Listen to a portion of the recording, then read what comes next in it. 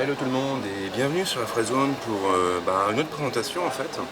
Je suis toujours sur le stand de Google et je suis tombé nez à nez avec une Nexus 10 et j'avoue que j'avais drôlement envie d'en voir un peu plus à son sujet. Donc voici la Nexus 10, qui elle aussi marche plutôt bien en fait, peut-être moins que le Nexus 4 mais je pense à mon avis que Google n'aura aucun mal à l'imposer sur le marché, surtout vu le prix. Donc la Nexus 10 qui est construite en partenariat avec Samsung. Alors au niveau du format, on est sur un format 10 pouces qui est donc assez massif. Ce qu'on peut remarquer, c'est qu'en fin de compte, elle n'est pas si vilaine à regarder que ça. C'est vrai que moi, la première fois que j'ai vu les photos, je me suis dit, bon, je n'étais pas spécialement emballé. C'était surtout cette partie là autour du capteur qui me laissait assez dubitatif. Et en fin de compte, quand on l'a en main, eh bien, on se dit que c'est pas si mal que ça, quoi. Donc on a une robe qui est assez sobre. Bon, évidemment, c'est brandé, hein, Nexus, Samsung. Donc ça, on se doutait bien que les marques allaient apposer leur sceau dessus. Mais voilà, elle n'est pas vilaine du tout. Alors, au niveau de la tablette elle-même, on retrouve bien sûr l'écran de 10 pouces. Là où nous avons le capteur frontal qui nous permettra de nous adonner au plaisir de la visioconférence. Sur les côtés, nous avons les deux haut-parleurs, donc qui sont relativement bien situés puisqu'on pourra prendre la tablette en main sans pour autant boucher les haut-parleurs. Ensuite, au dos, nous avons là-haut le capteur de la tablette avec son flash LED. Bon, là, les marques, j'en ai déjà parlé. Sur ce côté, nous avons, alors, c'est pas évident de cadrer, mais nous avons en fait un port mini USB ou micro USB, je sais pas trop, qui nous permettra de recharger la tablette. En bas, on a pas mal de choses. Sur la tranche inférieure, nous avons donc déjà un connecteur. Qui nous permettra de la poser sur un dock en fait pour synchroniser nos fichiers ou pour la recharger.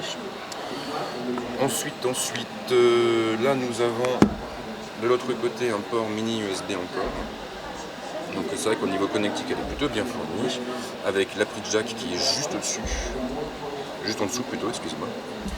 Et puis qu'est-ce qu'il y a d'autre? Alors j'ai pas trouvé les touches qui servent au contrôle du volume. Ah si, c'est sur le dessus. Donc sur la tranche supérieure, on aura pas mal de choses. On aura déjà le bouton de mise sous tension de mise en veille, et donc les deux boutons qui serviront au contrôle du volume.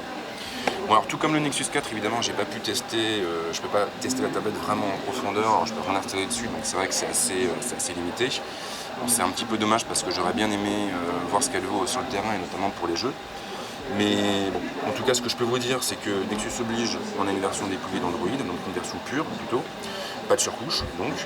En bas, on a un grand dock qui nous permet de mettre la main, qui nous permettra de mettre la main rapidement sur nos applications.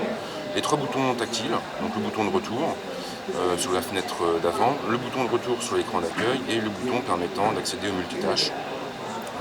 Donc là, je suppose que si vous avez déjà posé les mains sur un terminal Android, vous ne devriez pas être pris au dépourvu.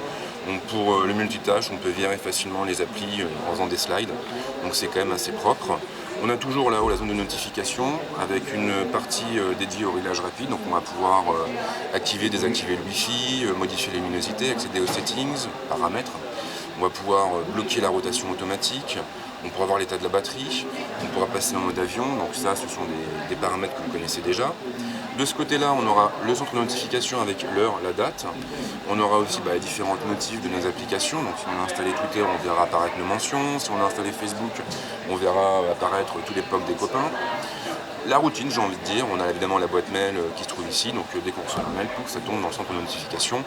Bon, là, j'ai envie de dire, voilà, c'est propre à Android.